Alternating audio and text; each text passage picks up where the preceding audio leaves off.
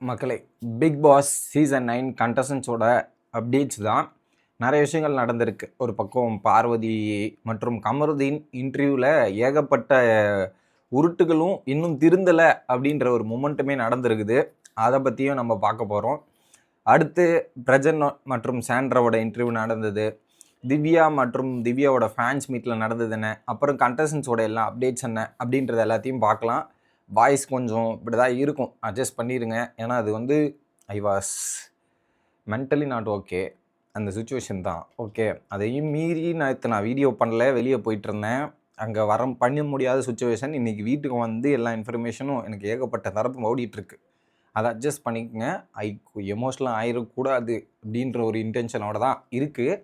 அது என்ன ஏதெல்லாம் கேட்க வேண்டாம். ஐ வில் பி ஆகும், ஓகே ஆகும், அது நடக்கட்டும் அப்படின்ற ஒரு ப்ராசஸில் விட்டுறலாம். ஏன்னா வேண்டாம். சரி, இப்போ சேனலுக்கு புதுசாக இருந்தீங்கன்னா மறக்காமல் சப்ஸ்கிரைபோ பண்ணிடுங்க மக்களே. 1 லேக்கு தொடணும். அதுக்கு உங்களுடைய ஹெல்ப் இருந்தால் மட்டுமே என்னால் பண்ண முடியும். அதுக்கு நீங்கள் ஹெல்ப் பண்ணிடுங்க. அப்படியே மறக்காமல் லைக்கும் ஐப்போ போட்டிருந்தீங்கன்னா இந்த வீடியோ பல பேருக்கு போய் சேரும். அந்த உதவியை பண்ணுமாறு கேட்டுக்கொள்கிறேன். இப்போ கண்டென்ட்டுக்குள்ளே போகலாம். மொதல் விஷயம், திவ்யாவோட ஃபேன்ஸ் மீட்டு நேற்று நடந்துச்சு. அந்த ஃபேன்ஸ் மீட்டுக்கு குறிப்பாக சொல்லணும்னா ஏகப்பட்ட கூட்டங்கள் வந்துருந்தது. ஃபுல்ஃபில்டாக இருந்தது. எப்படி கானா வினோத்தோட ஃபேன்ஸ் மீட் வந்து ஃபுல்லாக கூட்டமாக ஆட்கள் நிறைஞ்சு வழிஞ்சாங்களோ, நிறைஞ்சு மக்கள் இருந்தாங்களோ, அதே ரீதியில் திவ்யாவோட ஃபேன்ஸ் மீட்டும் திவ்யாவுக்கு வந்த கூட்டமும் சரி அந்த அளவுக்கு இருந்திருந்தது அப்படின்றது மொதல் விஷயம்.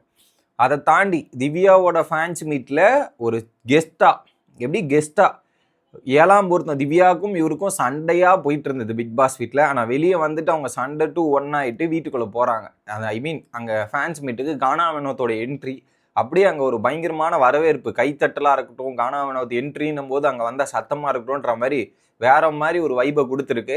So Divya about Gana Vinoth, Gana Vinoth about Divya அப்படின்ற மாதிரி அடிச்சுக்கிட்டே இருந்தீங்க. 2 பேரும் அவங்க பேசும்போது ஒரு நல்ல மொமெண்ட் கிரியேட் ஆயிருக்கு. ஸோ சண்டையில் தான் பல விஷயங்கள் ஆரம்பிக்கணுவாங்களே, அந்த சண்டையில் ஆரம்பித்து எப்படி போய் முடிஞ்சிருக்குன்றதை நீங்கள் பார்த்துக்கணும்.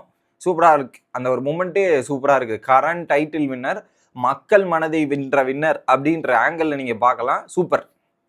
அடுத்து திவ்யா இதுலேயே வந்து பார்த்தீங்கன்னா சபரி அவர்களும் வந்து மீட் பண்ணியிருக்கார். ஏன்னா சபரிக்கும் திவ்யாவுக்கும் ஒரு நல்ல பாண்டிங் இருந்திருக்குது. நிறைய பேர் அந்த கப்புள்ஸ் ரீல்ஸெல்லாம் போட்டு ட்ரெண்ட் பண்ணிட்டு இருந்தீங்க.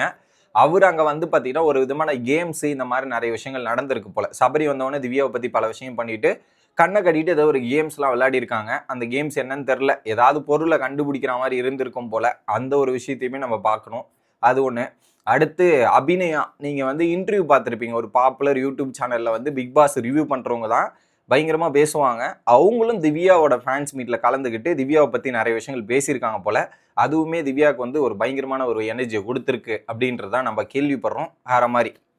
அடுத்து பிரஜன் மற்றும் சாண்ட்ராவோட இதில் வந்து அவங்களுக்கும் ஒரு நிறைய ரெஸ்பான்ஸ் இருந்திருக்கு. அவங்களாம் வந்து அந்த முன்னாள் அந்த பிரஜன் சாண்ட்ராவுக்கு ஒரு ஃபேன் பேஸ் ஆல்ரெடி பிரஜனுக்கு இருக்கு இல்லையா, இந்த கேம் மூலிமா வந்து இவங்களுக்கும் ஒரு ஃபுல்ஃபில்டாக இருந்திருக்கு, நம்மளால பார்க்க முடியுது. அதில் அவங்க குழந்தைங்களை பேசுறது இந்த மாதிரி நிறைய விஷயங்கள் நடந்திருக்கு போல. அதில் சென்ட்ராயன் பிக் பாஸ் சீசன் 2 கரெக்டுன்னு நினைக்கிறேன். பிக் பாஸ் மும்தாஜ் சீசனில் தான் சென்ட்ராயன் இருந்தார்.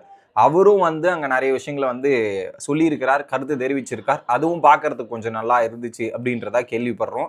இதுதான் இவங்க 2 பேர் இன்டர்வியூவில் நடந்த விஷயங்கள். அடுத்து இது வந்து கொஞ்சம் ரோஸ்ட் மோடுவானா, நான் இருக்கிற கருத்து சொல்லிடுறேன். ஆனால் வந்து நான் ஏதாவது சொன்னாவே வந்து கமெண்ட்ஸில் கடிக்க போகிறீங்க, ஏதாவது சொல்ல போகிறீங்க.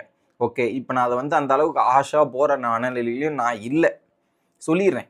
பாரு ஃபேன்ஸ் ரேலி ஃபேன்ஸ் மீட் நடந்ததுல, அதுலேயும் சரி பார்வதி ஃபேன்ஸ் மீட்லேயும் நடந்த முக்காவாசி கூட்டம் அதில் வந்தவங்க தான் கொஞ்சம் பேர் அதில் வந்தவங்க தான் இதுலேயும் வந்து பார்ட்டிசிபேட் பண்ணியிருக்காங்க. அதையும் நம்மளால் பார்க்க முடியுது. அதுக்கப்புறம் அந்த ரேலியில் ஃபோட்டோ ஷூட், கமருதீன் எப்படி ஃபோட்டோ ஷூட் வெளியே ஒன்று பண்ணார் ஆவடி ஏரியாவில், அதை பற்றி நம்ம சொல்லியிருந்தோம். அதே மாதிரி தான் இந்த ரேலியில் பார்வதி ஃபோட்டோ ஷூட் இதெல்லாம் பண்ணி அந்த ரெட் கலர் கேக்கு கொண்டு கட் பண்ணி இதெல்லாம் பண்ணியிருக்காங்க. அது எல்லாமே நீங்கள் கம்யூனிட்டி போஸ்ட்லேயே பார்த்துருப்பீங்க. இது ஒன்று, ஓகேவா, இது ஒன்று நடக்குது. அதுக்கப்புறம் வந்து பார்வதியோட அம்மா ஒன்று சொன்னாங்க பாருங்க, அதுதான் வந்து நான் அப்படியே ஷாக் ஆகிட்டேன். யார் சாமி நீங்கள் அப்படின்ற மாதிரி தான் இருக்குது. கிட்டத்தட்ட அந்த கார் டாஸ்க்கை 3 மணி நேரம் பார்த்தாங்களாம். எப்படி 3 மணி நேரம் பார்த்தாங்களாம். அதில் வந்து நான் கலங்கம் படலை, அதுதான் அதிகமாக பார்த்தேன். நான் வந்து பெருமைப்படுற, கைத்தட்டி நான் ரசித்தேன். எப்படி கைத்தட்டி நான் சந்தோஷப்பட்டேன் அப்படின்றதையும் சொல்றாங்க, கலங்கப்படலைன்ற மாதிரி சொல்றாங்க. ஸோ பார்வதி தன்னை பாதுகாத்துக்கிட்டாங்க, தன்னை பாதுகாத்ததுக்காக வாயில் அவ்வளோ விஷயங்கள் பண்ணது, இதெல்லாம் பேசினதெல்லாம் அவங்க பாதுகாப்புக்காக பண்ண விஷயம்ன்ற மாதிரி சொல்றாங்க. இது எனக்கு பாதுகாப்பு மாதிரி பண்ண மாதிரி தெரில, அது எனக்கு பாதுகாப்பாகவும் தெரில. அது வந்து அந்த தள்ளி விடுறதும் கேம்ல போய் இப்படி பண்றதும் கைத்தட்டி ரசிக்கக்கூடிய விஷயமா எனக்கு தெரில. ஆஸ் ஏ விவரா நான் பார்க்கும்போது எனக்கு தெரில. அது அவங்க அம்மா சொல்றாங்க, பட் அதை அவங்க நியாயப்படுத்துறது எனக்கு சரியா படலை. அது தப்பு, அவங்க பண்ணது அநியாயம் அப்படின்றது. ஒருத்தர் வந்து வெறுப்பேற்றுறதுக்காக ஒரு பொண்ணு மேலே போய் காலை தூக்கி போடுவதும், இன்னொருத்தர் எட்டி உதைப்பதும், இது வந்து எனக்கு தெரில. அதுலேயும் பாரதி கண்ட புது அந்த ஒரு ஈக்குவேட் பண்ணுறாங்க, அந்த ஒரு வழியாக பண்ணியிருக்காங்கன்றது என்னால் ஈக்குவேட் பண்ண முடியல. ஒரு நல்ல விஷயத்துக்கு நீங்கள் போய் பண்ணுங்க, அதை நாங்களே சப்போர்ட் பண்ணுறோம், எல்லாத்தையும் பண்ணுறோம். பண்ணது அது தப்பு. தப்பு போயிட்டு நியாயப்படுத்த ட்ரை பண்ணாதீங்க. It is not acceptable. அது ரொம்ப தப்பு. அதை நியாயப்படுத்தி அவங்க பெருமைப்படுத்தி அதை பேசும்போது அவங்களும் கரெக்டு தான் போல அப்படின்னு நினைப்பாங்க. ஸோ தப்பு பண்ணால் அந்த தப்பை சொல்லி காட்டணும், அந்த தப்பை சுட்டி காட்டுற மாதிரி தெரில. அவங்க வீட்டுக்குள்ளே வந்ததும் அதான் பண்ணாங்க, வீட்டுக்கு வெளில வந்தோம் அதான் பண்ணுறாங்க. இதை வந்து அக்செப்ட் பண்ணி ஏற்றுக்கவே முடியல. அது தள்ளி விடுறது தப்பு. அதில் இதுக்கு இவங்க அம்மா வேற வந்து சொல்கிறாங்களா, நான்லாம் கை தட்டி ரசித்தேன் சிரித்தேன் அப்படின்ற மாதிரி பேசுகிறாங்களா. அடுத்து பார்வதியும் வந்து இது பார்வதி தள்ளி விட்டு தான் தப்பு, பார்வதி பண்ணதான் தப்பு அப்படின்றது. இவங்க பார்வதி கேமுக்காக எல்லாம் தள்ளி விட்டுறது தான், நான் பண்ணதால் அப்படி. நீங்கள் என்ன பண்ணீங்க, பிஃபோர் ஆக்ஷன்ஸ் ஆஃப்டர் ஆக்ஷன், அந்த பர்டிகுலர் சீன் நடக்கிறதுக்கு முன்னாடி நீங்கள் எப்படி பிஹேவ் பண்ணீங்க, ஆஃப்டர் எப்படி பிஹேவ் பண்ணீங்கன்றது எல்லாத்தையுமே நாங்கள் நோட் பண்ணோம், பண்ணாமலாம் கிடையாது. அதுக்கப்புறம் நீங்கள் வந்து பர்சனல் வெஞ்சன்ஸுக்கு தான் இப்படி அட்டாக் பண்ணியிருக்கீங்கன்றதும் இருக்குது. அதுலேயும் அது இண்டூரன்ஸ் கேம், பிசிக்கல் கேம் கூட கிடையாது. இதுல எதுவுமே பொருந்தம் இல்லாம இன்னும் தப்ப உணராம இருப்பதே பெரிய தவறுன்றேன். அதை தப்ப நியாயப்படுத்திட்டு இருக்காங்க. ஆனா அவங்க பண்ணது தப்புன்றது கடைசி வரையும் உணரவே இல்லை. ஸோ இதுக்கு மேலே இவங்க திருந்த மாட்டாங்க, திருந்தறதுக்கான வாய்ப்பே இல்லைன்றதோட அறிகுறி எனக்கு கிளியர் கட்டா தெரியுது, வெட்ட வெளிச்சமா தெரியுது அப்படின்றத நான் இங்க சொல்லிக்கிறேன். அடுத்து அதை தாண்டி இது ஒன்னா அவங்க தான் அப்படி இருக்காங்கன்னு பார்த்தா அடுத்து கமருதீன் வரார். கமருதீன் என்ன சொல்றாருன்னா, 18+ பேசுறாங்களே பிக் பாஸ் ஷோவில் 18+ போய் பேசுறீங்களே என்னது இது அப்படின்னு கேட்கும்போது, I think that is too பர்சனலா. பர்சனல் ஏன் ரியாலிட்டி ஷோவில் வருது? பர்சனலை வந்து நீ வீட்டுக்குள்ளே வச்சுக்கோ, பர்சனலை ப்ரைவேட்டில் வச்சுக்கோ, பர்சனலை, அது பிரச்சனையே இல்லை.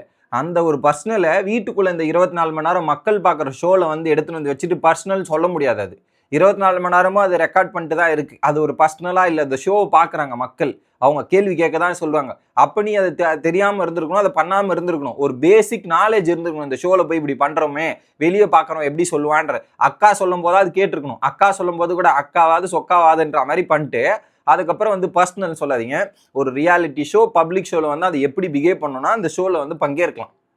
இல்லை நீங்கள் இப்படி தான் இருப்போம்னா அதுக்கு வேறு ஷோஸ்லாம் வந்து நிறைய இதில் நடக்குது. இந்தியாவை தாண்டி போனீங்கன்னா ஃபாரின் கண்ட்ரீஸில் நிறைய ஷோஸ் இருக்கும்.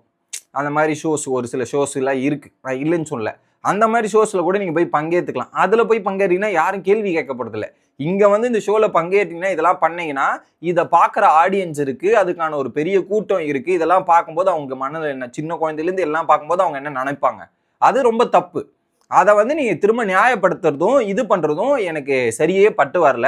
That is too personal. அப்படின்னா அந்த பர்சனலை இந்த பப்ளிக் ஷோவில் எடுத்துகிட்டு வந்துடக்கூடாது, ப்ரைவேட்டாக வச்சிருக்கணுன்றது. இல்லைன்னா வேற ஏதாவது ஷோவில் போய் பார்ட்டிசிபேட் பண்ணிக்கிறதும் உங்களுக்கு நல்லது அப்படின்றத சொல்லிக்கிறேன். இது நியாயப்படுத்துறது. அடுத்து அந்த இன்னொரு விஷயத்த சொன்னார், என்னன்னா அரோரா வந்து அந்த பேட் டச்சோ அன்வான்ட் டச்சும், அது அன்வான்ட் டச் தான், பேட் டச் கிடையாது. அதை அவங்க தப்பாக சொல்லிட்டாங்களா, அந்த அளவுக்கு பெருசாக சொல்லுவேன். பார்வதி சொன்னதே தப்பு, அது தெரியாமல் பேசிட்டு இருக்காரு, அதை விட்டுருங்க. அடுத்து இந்த அன்வான்ட் டச் அடிக்கடி எடுத்துட்டு வந்து அரோரா தான் அப்படின்னு, இதுல தெளிவு. அந்த பொண்ணு தான் உங்ககிட்ட வாக்குமூலம் வாங்கிக்கடா அப்படின்னு சொல்லிட்டு சொன்னது. ஆனா உடனே அந்த பழியை தூக்கி அரோரா மேல போறதுல அநியாயம், அபத்தம். அந்த பொண்ணு உனக்கு நல்லது நினைச்சது அந்த இடத்துல, இவர் தான் போய் அதெல்லாம் திரும்ப திரும்ப கேட்டுட்டு இருந்தது. கேட்டுட்டு அடுத்தவங்க மேல பழிய போட்டுறாங்களா. இதுல அந்த ஒரு விஷயத்தை பத்தி மற்றவங்க யாருமே பேசல. பெருசா பேசின ஒரு நபர் கமருதீன். ஆனா பழி வந்து அடுத்தவங்க மேல மட்டும் வாங்கிக்கணும் அப்படின்றது என்னடா இது அப்படின்ற மாதிரி தான் நமக்கு ஃபீல் ஆகுது. இது ஒண்ணு. இது ரெண்டு தான் எனக்கு இன்னும் நிறைய முரண்பாடு இருக்கு. இது எனக்கு ரெண்டும் மெயினா முரண்பாடு. ஒரு விஷயத்த உண்மையை சொல்லுங்கடா, அதுக்குன்னு உருட்டி ஏமாத்தாதீங்கன்ற ஒரு ஃபீல் தான்.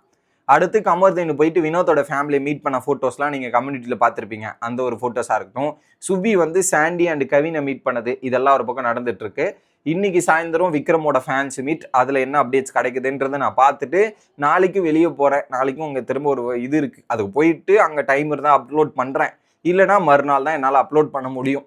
அதையும் நான் சொல்லிடுறேன். விக்ரம் வந்து தீவிரமாக டெய்லி ஒர்க் அவுட் இதெல்லாம் ஃபோக்கஸ் பண்ண ஆரம்பிக்கிறார். நானும் ஃபோக்கஸ் பண்ணணும் மக்களே. எனக்கும் அவ்வளோ வெயிட்டை போட்டுட்டு எனக்கே வந்து எனக்கு நிறைய மன உளைச்சல் இருக்குது. இதில் இது ஒரு உளைச்சலா அப்படின்ற மாதிரி தான் நமக்கு ஃபீல் ஆகிட்டு இருக்கு. இதுதான் தற்போதைய பிக் பாஸ் நிலவரங்கள், இதெல்லாம் நடந்துட்டு இருக்கு. அடுத்தடுத்த வீடியோவில் வந்து சந்திக்கிறேன். Bye guys.